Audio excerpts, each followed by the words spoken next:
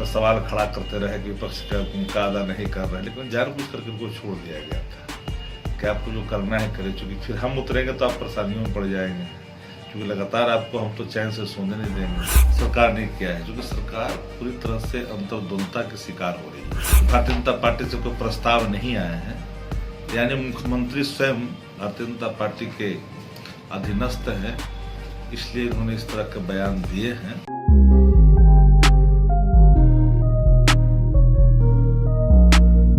नमस्कार, स्वागत है आपका भारत लाइव में। मैं हूं आपके साथ विशाल यादव। बिहार सरकार का गठन में लगभग 2 महीना हो गया है, लेकिन अभी तक कैबिनेट का विस्तार नहीं हुआ है। बहुत सारे विभाग हैं जो कि एक मंत्री पर 5-5 विभाग पड़े हुए हैं, लेकिन अभी तक कब होगा कैबिनेट विस्तार कोई मामला नहीं सामने आ रहा है। इसी को लेकर के हमारे साथ बात करने के लिए राजद के प्रवक्ता हैं शक्ति सिंह यादव। सर, ये बताइए कि अभी तक कैबिनेट का विस्तार नहीं हुआ है, क्या कारण है? आप तो विपक्ष में नहीं चाहते कि जल्दी से कैबिनेट विस्तार हो, सब काम जल्दी जल्दी हो? कोई भी काम पिछले 2 माह सरकार के गठन होने के बाद कोई ऐसी काम नहीं है जो सरकार ने किया है, क्योंकि सरकार पूरी तरह से अंतर्द्वंदता के शिकार हो रही है। एक दूसरे को कौन पहले डीच करेगा, ये स्थिति उत्पन्न है। इन हालातों में सरकार का चलाना तो थोड़ी कठिन है। मंत्रिमंडल का विस्तार तो मुख्यमंत्री का विशेषाधिकार है, पर उन्होंने ही बयान दे दिया है कि इस तरह का जो भ्रम की स्थिति उत्पन्न हो गई है, तो भारतीय जनता पार्टी से कोई प्रस्ताव नहीं आए हैं, तो यानी मुख्यमंत्री स्वयं भारतीय जनता पार्टी के अधीनस्थ हैं, इसलिए उन्होंने इस तरह के बयान दिए हैं। तो हालात ठीक नहीं है बिहार की। मेरा मत साफ है कि ये सरकार बहुत जल्द ही अपने कार्यकाल से अलविदा कहेगी।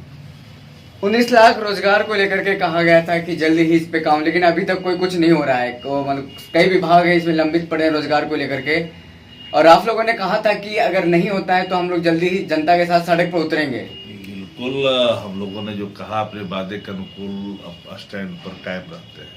खरमास के बाद हम लोगों ने 2 माह तक कहा था कि सरकार के क्रियाकलाप पर कोई खास टिप्पणी हम लोग नहीं करें, और हम लोगों ने इनको मोहलत भी दिया। लाख प्रयास कहते रहे तेजस्वी जी पर सवाल खड़ा करते रहे कि विपक्ष का अदा नहीं कर रहे, लेकिन जानबूझ करके उनको छोड़ दिया गया था कि आपको जो करना है करें, चूँकि फिर हम उतरेंगे तो आप परेशानियों में पड़ जाएंगे, क्योंकि लगातार आपको हम तो चैन से सोने नहीं देंगे, और हम हर उन बिंदुओं को टच करेंगे जो हमारे लिए, जनता के लिए महत्वपूर्ण है। 19 लाख का रोजगार हो, या फिर पलायन को रोकने का सवाल हो, वैक्सीनेशन का मामला हो, ये सारे इशूज रहेंगे।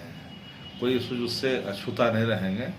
भ्रष्टाचार की इशू है, इतने बड़े स्कैम आकार लेते जा रहा है सृजन, बहुत मामला है। सही मामलों को हम लोग उठाएं। अब बात कर लेते हैं आपके सहयोगी दल कांग्रेस की। कांग्रेस के जो प्रभारी बिहार के शक्ति सिंह गोहिल ने इस्तीफा दे दिया है, उसके जगह पे नए हैं। लेकिन कांग्रेस में जो कल खबर आई थी कि 11 विधायक टूट सकते हैं, महागठबंधन के लिए अच्छे संकेत हैं क्या? ये कौन बोल रहा है कि टूट रहा है?